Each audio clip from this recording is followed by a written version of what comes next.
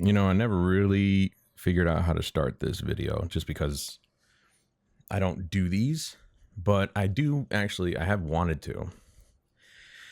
And I figured now is as good a time as any to start something different on the channel. Lately, there's been a lot of reflection in my life that I've been doing, thinking back on the past. And, a lot of time people say that nostalgia hits you pretty hard when you get older. And it's true. It's true.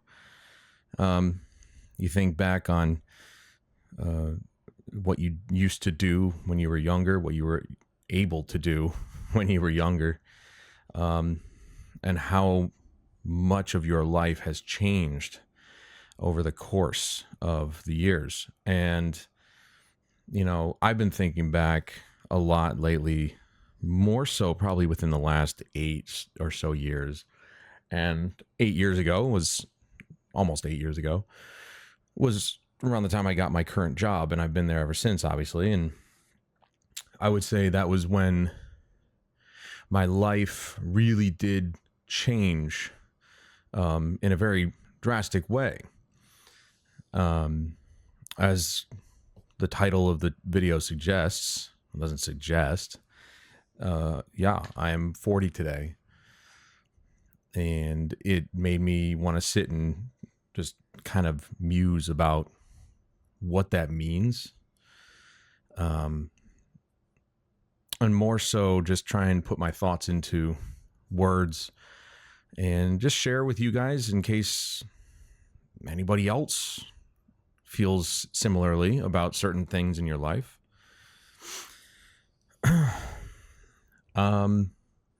So throughout most of my adult life, I would say after I got out of high school, I had this plan, and I was going to follow that plan. And I'm happy to say that to this day, I followed that plan. I'm basically still on the last step. And that plan was to go to college, because at the time we were still being fed the idea that you have to. And that's not the case. That depends on what you want to do. I say for the majority of things in this life, you don't have to go to college. It's a lie told to you by commercials on TV and media who just want you to pay more money for education that you may or may not need. I'm happy with the education that I got, and I love the teachers that I had, most of them actually. But ultimately my education was, for the most part, pointless, because most of what I learned, I could have just learned online. Even when I was going to college, I could have learned it online, because online was starting to become a thing.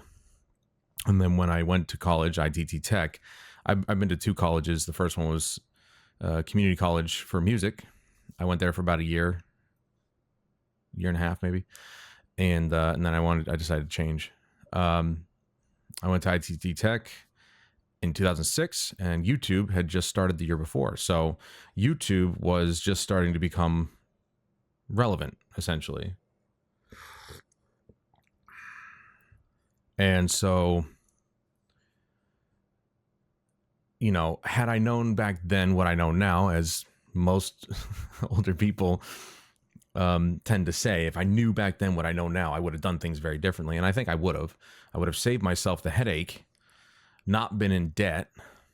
Thankfully, that debt was drastically reduced, and I'm not really in horrible debt anymore. But it was a blessing in disguise, so to speak. And I wouldn't have gone to college. Not for computers. Not even slightly. I mean, even back then, lynda.com was a website that was pretty popular back then. It was ahead of YouTube, but it was a way to learn online and pay a very small amount per month compared to tens of thousands of dollars, or in my case, $120,000 of money. Now, that was not what was told to me, of course.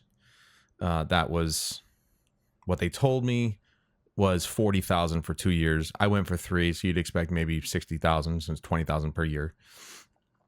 And when I got out, I owed nearly 70. And then I took my bachelor's degree online for 9 months for project management. I stopped doing that because I lost interest.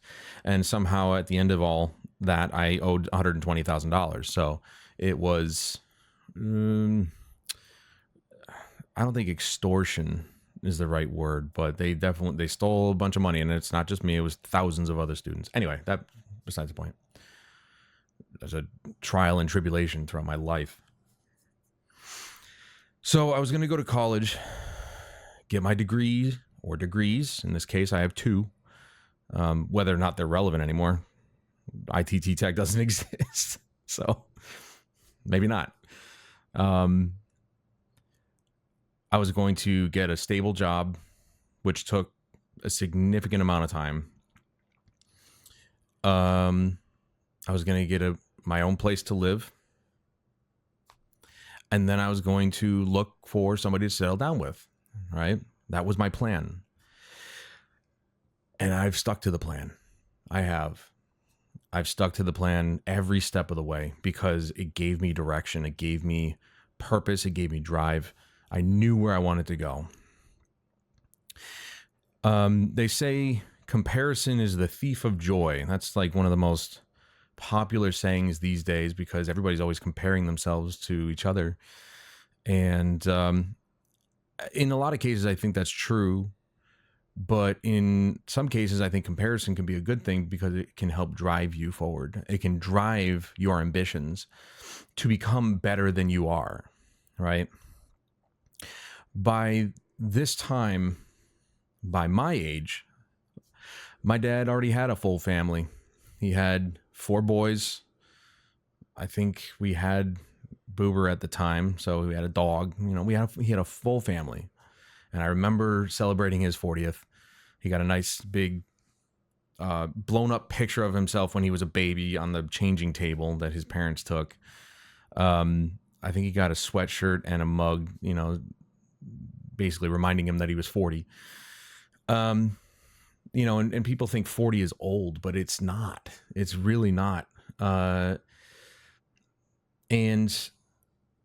the reason I bring that up is because I've always used my father as a barometer for my own life. And I think that if you're a boy who grew up with a good father, that should be the man you aspire to, not, you know, whoever you value in Hollywood, which you shouldn't. They're just, people don't know you. Those people don't know you. They don't care about you.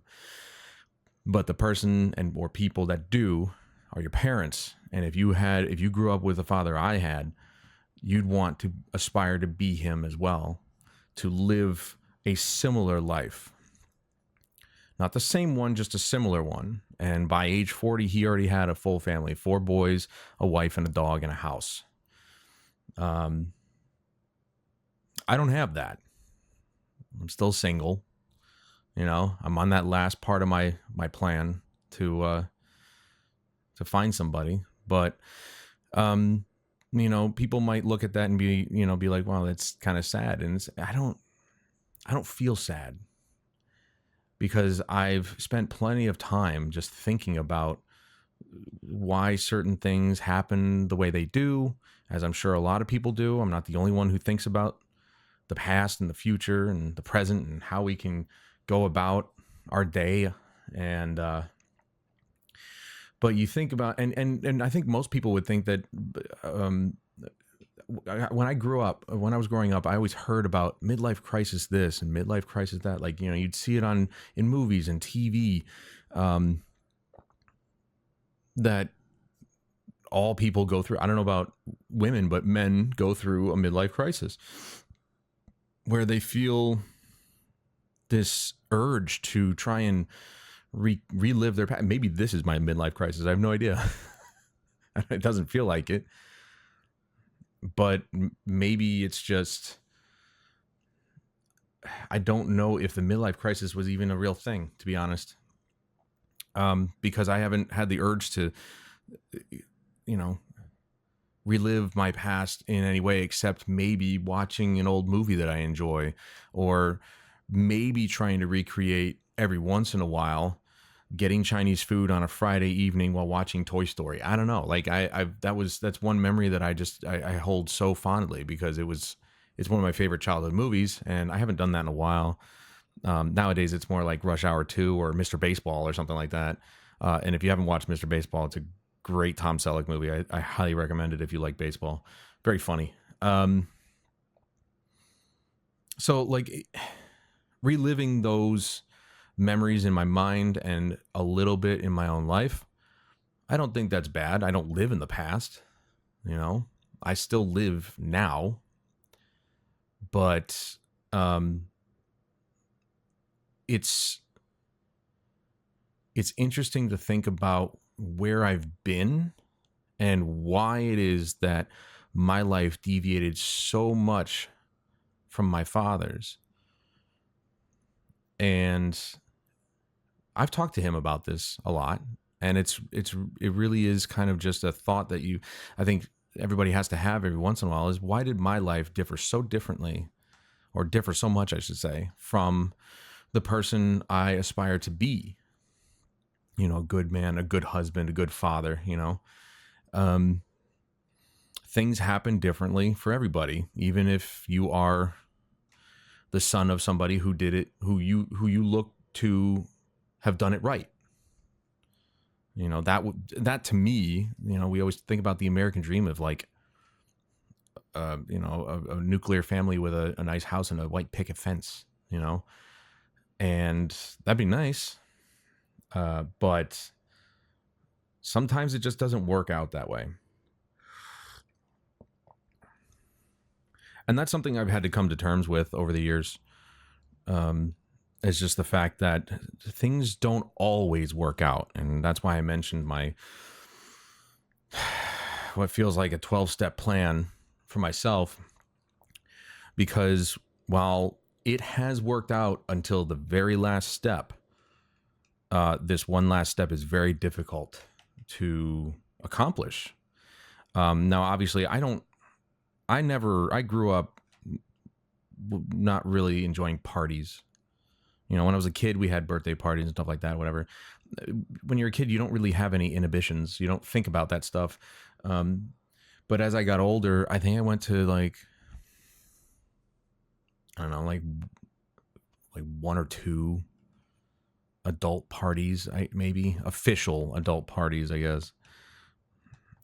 And I didn't really like them. I'm good for maybe 2 hours, and then I'm just like, I want to get out of here. Like, this is boring. I don't really like going to clubs. I've been to clubs, and once was, you know, with my brother. We went to a strip in Albany where a bunch of clubs were. Just kind of hanging out, scoping out the women. Neither of us found any. And I wasn't as confident about myself as I am now. I'm more confident than I ever was, physically. But, you know, I was never a club person, and the other time I went went to a club was on a date. We went to Saratoga, and there's a place called Caroline Street, and I think it's Caroline Street, and there's just a strip of clubs, and we hopped around a couple, and it was good. It was fun. But that was on a date. I wasn't looking for somebody. I just don't, it's not me, you know? The comfort level in those places is very minimal.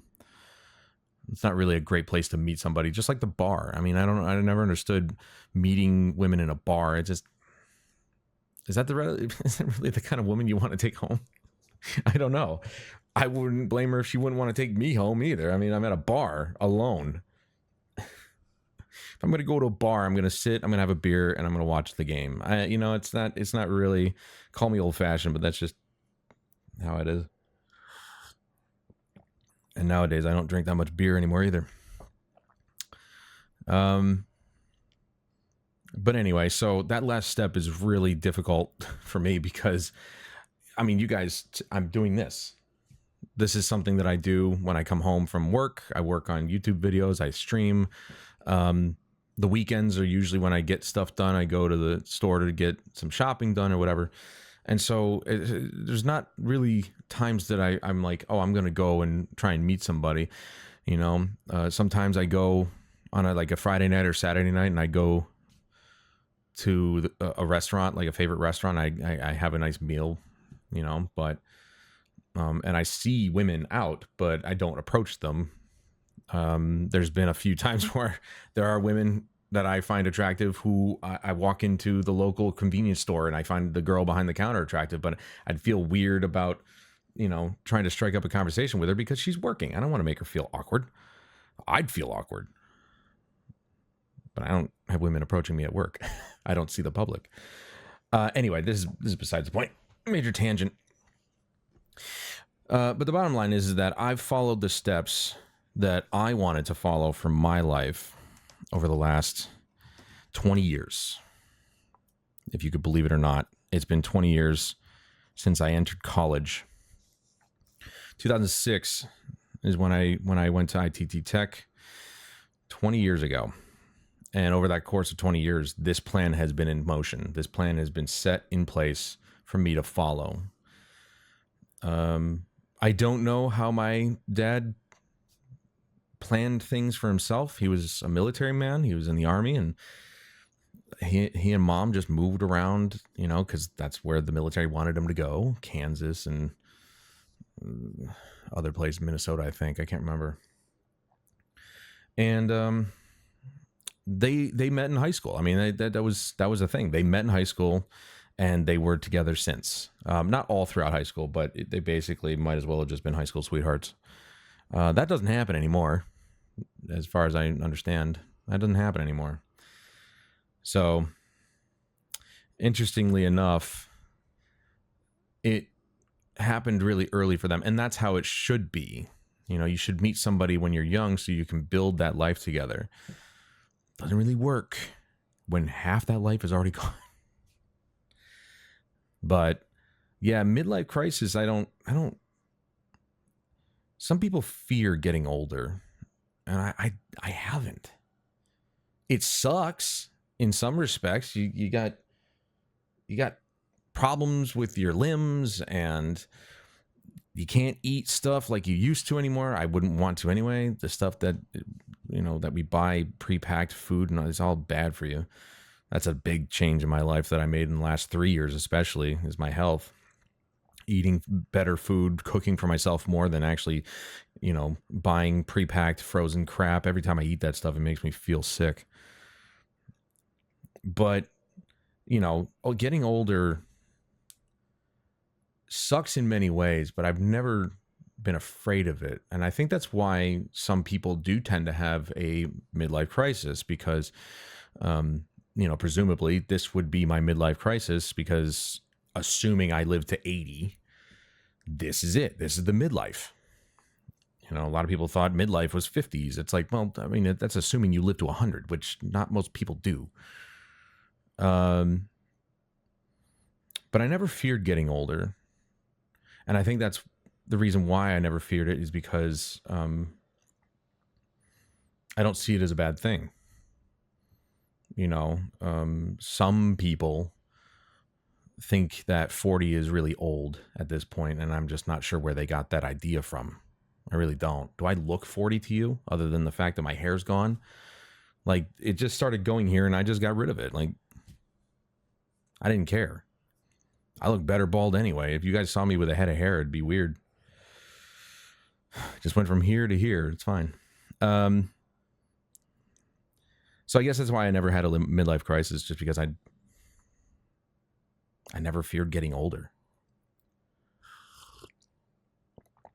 One of the benefits of getting older is simply just knowing that you've been through it. I still have a lot more to go through. There's always room to learn. There's always room to grow, as most people tend to keep finding out these days. But the knowledge that you've been through what you have been through and everybody's experience is different. I've had a pretty good life, and I don't regret any of it. I have regrets, but I don't regret the life that I've had.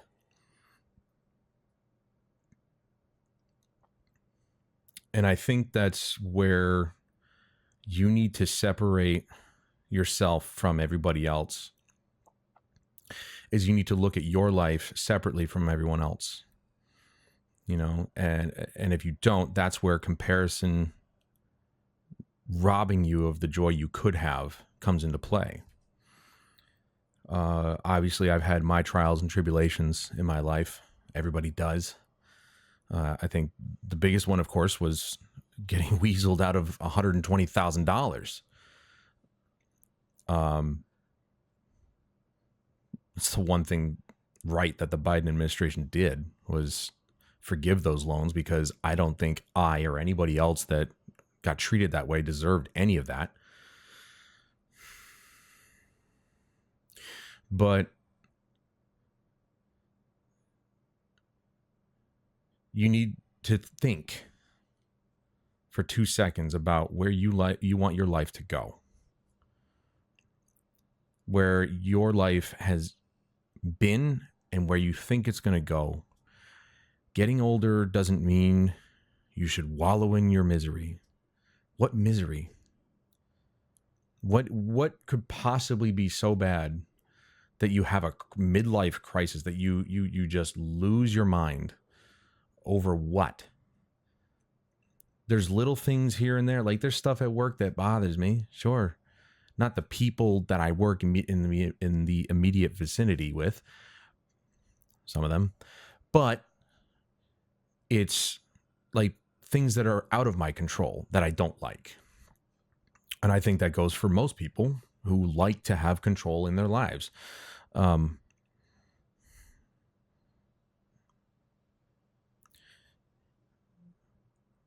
think that's ultimately what it comes down to, is whether or not you feel as though you have control of your life, of yourself, of your mind, of your body.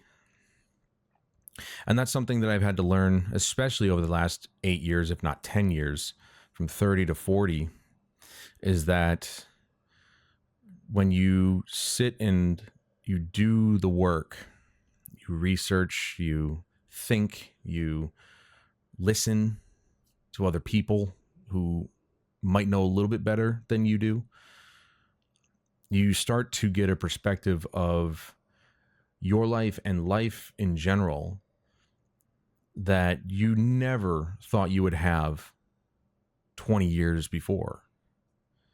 When I went into college, I was told that it would be good for me, that it would give me this ideal life that anybody could ever ask for. And it was a lie. It was a lie right to my face. And as I got older, I started realizing more things that were a lie.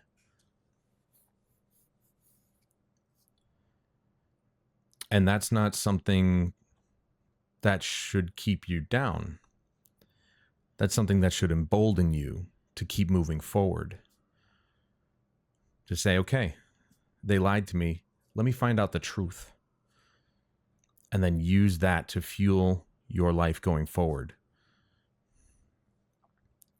20 years it's been since I went to college. Funnily enough, 20 years is also when I started YouTube, which is very oddly ironic, and it kind of lined itself up, strangely enough. This year is my 20th year on YouTube.